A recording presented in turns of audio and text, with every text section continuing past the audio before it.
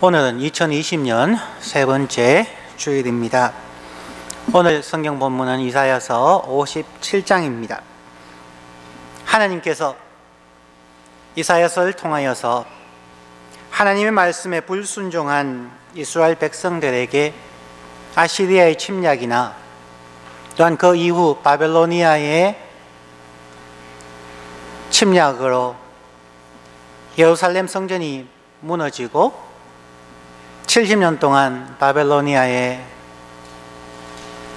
포로로 잡혀가는 그러한 상황이 생겼습니다. 하나님께서 왜 그들을 그러한 고통 가운데 두고 그들의 성전에서부터 분리시키셨을까요? 그리고 오늘날 우리에게는 왜 어려움이나 고통이 찾아오는 것일까요? 오래전에 읽은 책인데 출처를 적어 놓지 못하여서 누가 했는 말인지는 정확하지 않습니다. 하나님은 우리가 하나님의 음성을 듣기 위해서 silence, 침묵하게 하시고 하나님을 대면하기 위해서 solitude, 홀로 있게 한다 말씀을 하셨습니다. 저희가 하나님의 사람이라고 얘기하고 하나님을 안다고 얘기하지만 우리는 언제 하나님의 음성을 들어보셨습니까? 언제 하나님의 임재 앞에 서 보셨습니까? 하나님의 음성을 듣기 위해서 우리는 분주한 일상에서 다양한 생각들과 대화들로부터 떠나서 침묵하여야 합니다. 하나님을 대면하기 위하여서 우리는 분주한 사람들과의 관계와 사회로부터 떠나서 홀로 있어야만 합니다. 마치 저희들이 하늘을 쳐다보면 별이 많지 않지만 저 광야로 들어가면 저 네바다나 저런 불빛이 별로 없는 곳을 가면 하늘의 수많은 별들을 선명하게 볼 수 있는 것과 같을 것입니다.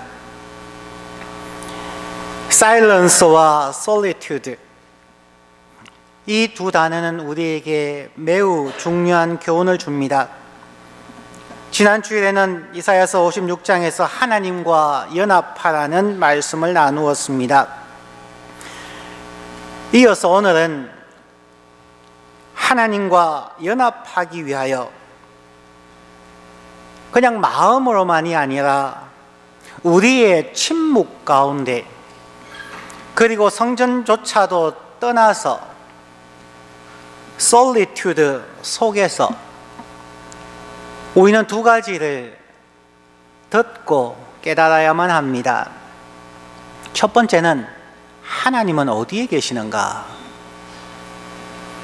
두 번째는 하나님과 연합하는 자에게 하나님은 무엇을 하시는가 하는 주의 음성을 들어야만 합니다. 하나님은 어디에 계실까요? 아름다운 예루살렘 성전 혹은 오늘날 대리석으로 지은 화려한 카테드럴 대성전 안에 계실까요? 오늘 이사야 선지는 하나님의 말씀으로 하나님이 계시는 곳에 대하여 이렇게 말씀합니다. 15절 말씀입니다. 지극히 존귀하며 영원히 거하시며 거룩하다 이름하는 이가 이와 같이 말씀하시되 내가 높고 거룩한 곳에 있으며 또한 통회하고 마음이 겸손한 자와 함께 있나니 이는 겸손한 자의 영을 소생시키며 통회하는 자의 마음을 소생시키려 함이라. 15절에서 하나님이 거하시는 곳 두 곳을 얘기합니다. 첫 번째는 내가 높고 거룩한 곳에 있으며입니다. 하나님은 하나님의 영광 가운데 계시고 내가 거룩하니 너희도 거룩할지라 말씀하시면서 하나님은 거룩한 사람들 가운데 거하신다 말씀합니다. 그런데 문제가 있습니다. 이 땅에 하나님을 인정하고 하나님을 예배하며 산다고 하지만 하나님 앞에서 거룩한 사람들이 있을까요? 이 땅에 신학 박사를 하고 갖가지 성령의 은사를 가지고 전 세계에서 선교 사역을 한다 할지라도 거룩한 자가 있을까요? 로마서는 이야기합니다. 의인은 없나니 한 사람도 없다. 거룩한 사람은 없나니 한 사람도 없다는 말로 이해할 수 있을 겁니다. 그러면 두 가지 중 첫 번째인 높고 거룩한 곳에 계신다고 했는 것은 천상에서 가능한 것이지 이 땅에서는 가능하지 않은 것이 되겠죠. 그러면 하나님이 거하시는 두 번째는 통회하고 마음이 겸손한 자와 함께 있나니 라고 말씀합니다. 통회하는 이라는 한국말을 NIV 성경에서는 the one who is contrite 라고 표현합니다. contrite라는 단어의 뜻은 죄를 깊이 뉘우치는, 영어 사전을 찾아보니까 feeling or expressing remorse or penitence affected by guilt 라고 되어 있습니다. 통회하는 이 말을 그냥 한국적인 표현을 사용한다면 애간장을 끊는 이라는 표현이 비슷할까요? 너무나 슬퍼하며 울부짖어서 창자가 끊어질 듯한 고통을 느끼는 상태라고 할 수 있을까요? 사람들은 자신의 죄에 대하여 창자가 끊어질 듯한 간절함으로 죄를 깊이 뉘우치고 회개할까요? 이런 사람들도 거의 없을 듯합니다. 아시리아의 침략을 받고 이후에 바벨로니아의 공격으로 예루살렘 성전이 무너지고 바벨로니아에 포로로 잡혀가서 70년 동안 그곳에서 죽기도 하고 그곳에서 후손이 태어나기도 하는 그 상황이 그들과 그들의 조상의 죄악 때문임에도 불구하고 그들은 죄의 잔혹함에 대하여 느끼지 못하였습니다. 통회하지 못했다는 것입니다. 여전히 그들은 왕이나 지도자나 정치 지도자, 종교 지도자들을 탓하거나 혹은 세계 정세나 외국의 군대가 우리보다 더 강하다고 변명하거나 자기들이 지금은 연약한 가운데 있어서 어쩔 수 없다는 자기 변명 속에 있었을 것입니다. 죄가 하나님과 그들 사이를 갈라 놓았다는 것을 깨닫지 못합니다. 죄의 결과가 얼마나 혹독한 것인가를 그들은 뼈저리게 깨닫지 못하고 그러기에 그들의 죄를 깊이 뉘우치지 못하였습니다. 그런 이스라엘 백성들 가운데서 하나님은 새로운 하나님의 백성을 창조하려 하십니다. 하나님과 연합하기를 소망하는 남은 자들, 렘넌트를 모아서 하나님의 나라를 회복하기를 원하십니다. 죄가 하나님과 사람 사이를 갈라놓았는데 사람들은 회개함이 없이 그냥 허덕이며 살아가고 그냥 하나님의 도움을 구하고 그냥 자신의 삶을 우유부단하게 살아갑니다. 그러나 하나님은 하나님과 인간 사이를 갈라놓은 그 죄에 대하여 애간장이 끊는 고통을 느끼셨습니다. 여러분, 인간의 역사가 하나님의 고통과 눈물의 역사라는 것을 아십니까? 그리스도인들은 하나님은 영광 가운데 있다고 찬양하며 자신들의 죄를 대충 회개하는 경우가 많습니다.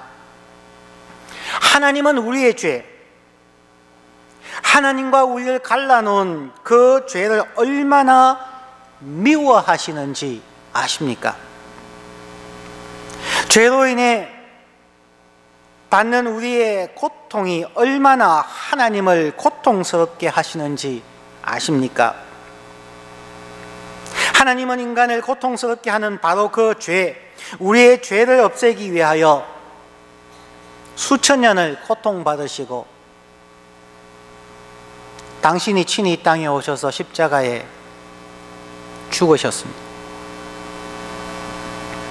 단순히 십자가에 죽으신 그 한순간의 대속이 아닙니다.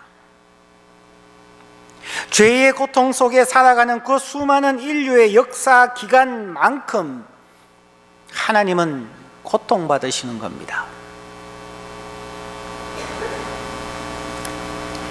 오래전 한국의 한 실화를 소개합니다. 한국의 교도소에 수감된 어떤 분이 수감 생활에 대한 참회의 글을 썼습니다. 제목이 어머니의 눈물입니다. 작년 겨울 첫 면회를 오신 어머니께서는 창너머로 고개 숙인 채 땅만 내려다보고 있는 이 불효자식에게 한마디 말씀도 없으셨습니다. 침묵이 흐른 후 어머니께서는 춥지?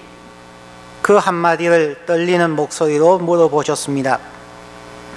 이 한마디를 하시고 억지로 눈물을 참으시느라 어머니의 눈가는 붉어지더니 한 줄기 눈물이 흘러내렸습니다.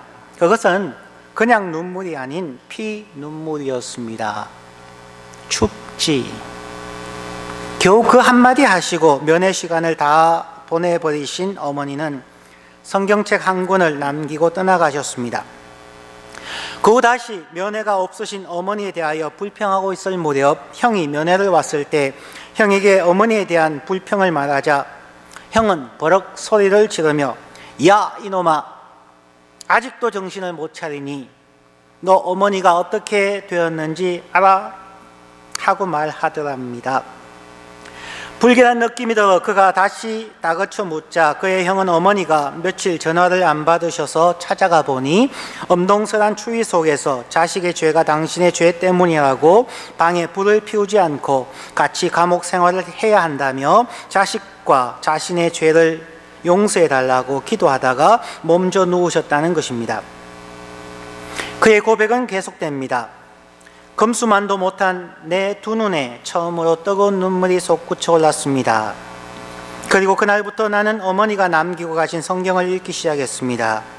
어머니의 눈물이 내 죄에 대한 하나님의 눈물이요 하나님의 사랑이신 것을 깨닫게 되었습니다. 하나님이 영광 가운데 계실까요? 하나님이 천군 천사들이 할렐루야 화답하는 그 하늘의 보좌에 앉아서 근엄한 웃음으로 인자한 눈빛으로 저와 여러분을 바라보고 계실까요? 하나님의 형상대로 지음받은 당신의 자녀들이 죄 가운데서 서로 눈을 부라리고 다투고 가십하고 질투하고 서로 상처를 주고받으며 살고 있는데 그 모든 모습을 말없이 지켜보시는 하나님께서 영광 가운데 웃고 계신다고요? 그런 신이 어찌 기독교의 하나님이 될 수 있습니까? 하나님의 마음을 조금이나마 이해하려고 노력하는 사람들은 통회하게 됩니다. 죄를 미워합니다. 그리고 죄를 짓는 자신의 연약함을 인하여 자신의 마음을 낮춥니다. 한글 성경에는 겸손한 자라고 표현되었는데 NIV 성경에서는 the one who is lowly in spirit으로 표현되어져 있습니다. 그의 마음이 낮은 자입니다. 이사야 선지자는 하나님께서 거하시는 이 땅에서의 유일한 장소라면 바로 통회하고 마음이 겸손한 자와 함께 있나니 라고 선언하는 것입니다. 이사야의 이 말씀은 정확하게 예수님의 첫 번째 강조되어진 설교와 연결되어집니다. 보통 우리가 산상수훈이라고 The Beatitudes라고 하는 마태복음 5장에 나오는 내용, 특별히 마태복음 5장 3절과 4절 팔복의 첫 번째와 두 번째 말씀과 동일합니다. 마태복음입니다. 심령이 가난한 자는 복이 있나니 천국이 그들의 것이며 애통하는 자는 복이 있나니 그들이 위로를 받을 것이며 Blessed are the poor in spirit. 이사야서에서는 lowly in spirit. 그 마음이 낮은 자, 그 마음이 가난한 자, 모든 욕망과 질투와 미움을 비워버린 자, 그들이 복이 있나니 그들이 천국에 갈 수 있다. 애통하는 자, Blessed are those who mourn. 통회하는 자, Who is contrite.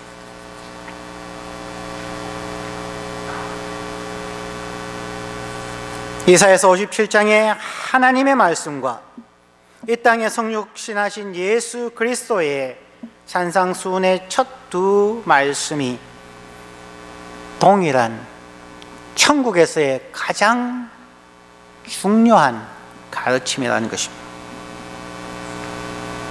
심령이 가난한 자, 자신의 연약함을 철저히 알고 철저히 하나님께 의지하며 욕심 부리지 않는 사람들이 하나님이 임하시는 천국에 있을 것이고, 죄를 통회하고 애통하는 사람들이 바로 예수님의 위로를 받을 것입니다.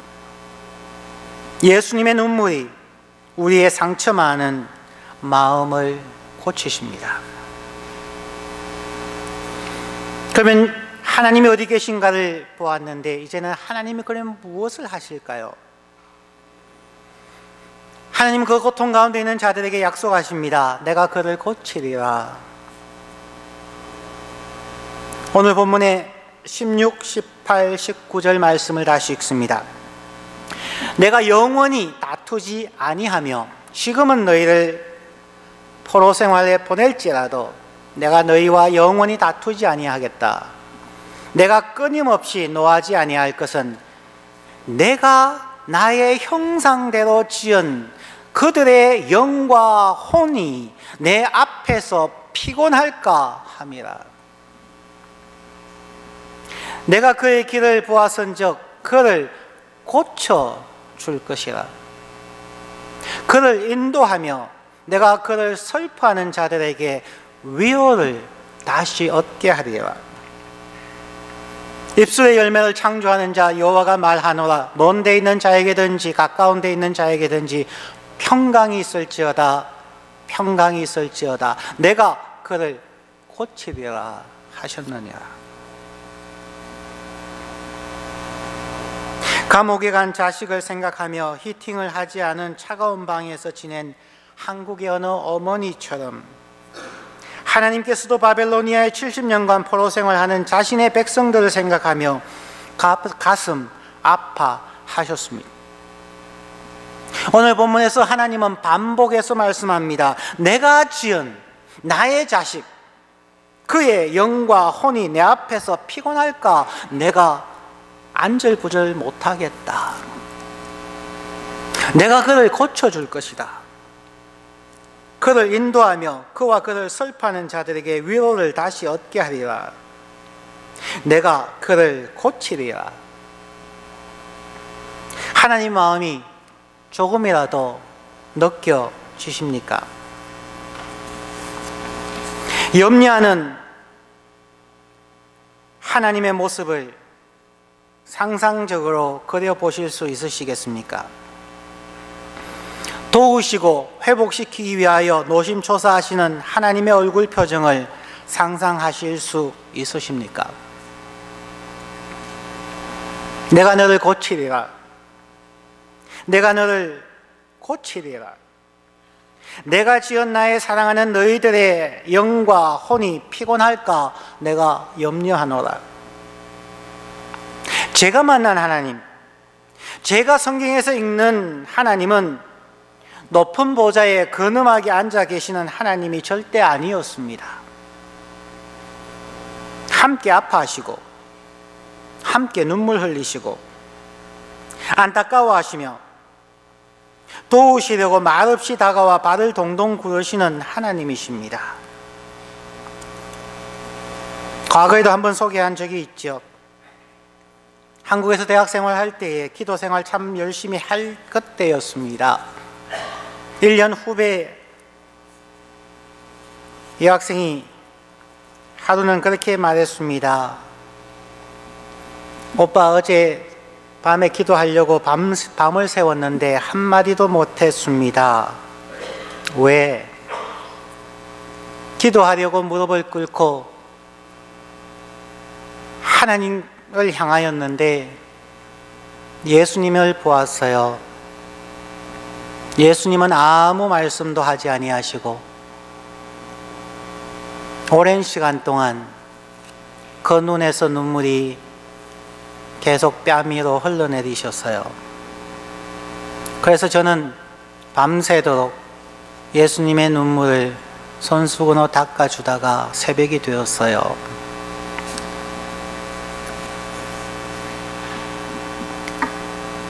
저희들이 대학생 때 성령운동하고 기도운동을 한다고 할 때에 물론 세계 선교를 위해서도 얘기했고 결심하고 선교사로 나간 친구, 목회자가 된 친구들도 많지만 저희들에게 다가오신 예수 그리스도는 밤새도록 눈물 흘리는 예수님이었습니다. 이 땅에 살아가는 수많은 사람들의 고통과 슬픔과 눈물 속에 사랑하는 자녀가 고통받는데 편히 누워있고 편히 잔치할 부모가 이 땅에 한 명도 없는데 자신의 형상대로 창조함을 받은 하나님의 백성, 예수 그리스도를 십자가에 죽게 하기까지 희생하며 구원하기를 원하는 하나님의 백성들이 구원을 받지 못하고 또한 교회 생활을 해도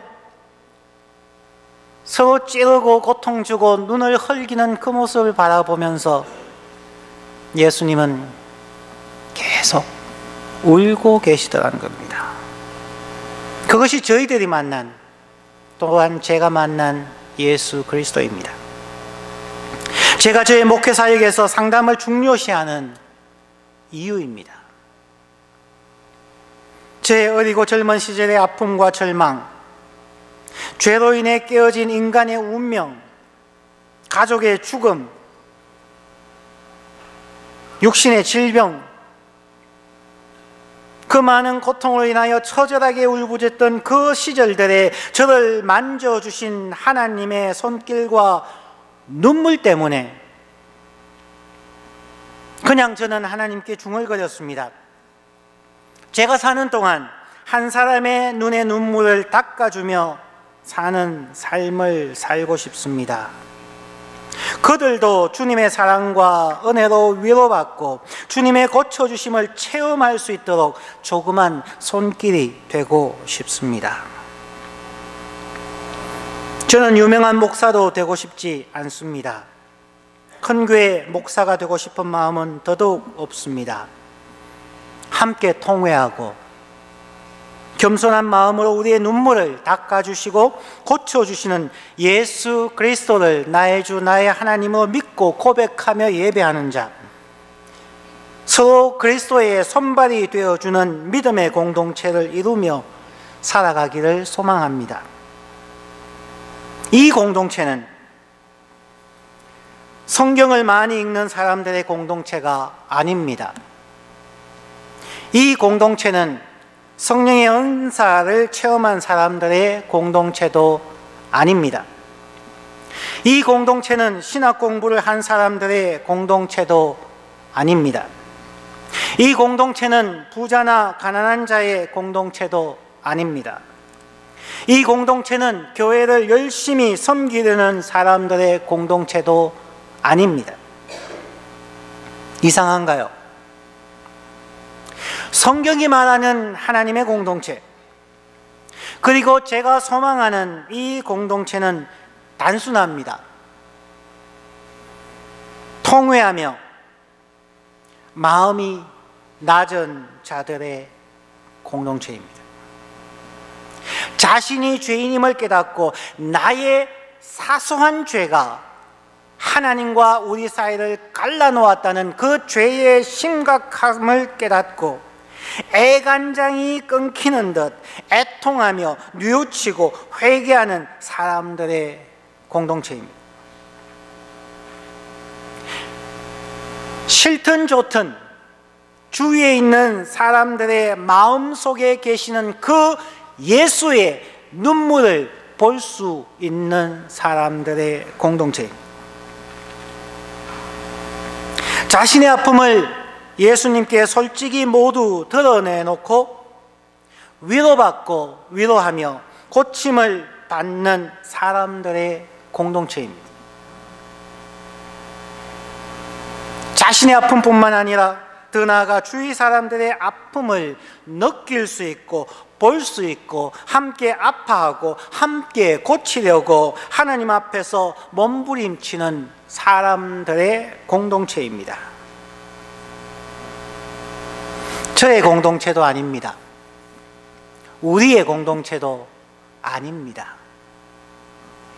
예수님의 공동체입니다. 예수님의 산상순 첫 두 절, 잠시 전에 읽었던 부분 다시 읽고 설교를 마칩니다. 마태복음 5장 3절과 4절. 심령이 가난한 자는 복이 있나니 천국이 그들의 것이며, 애통하는 자는 복이 있나니 그들이 위로를 받을 것이며. 기도하겠습니다.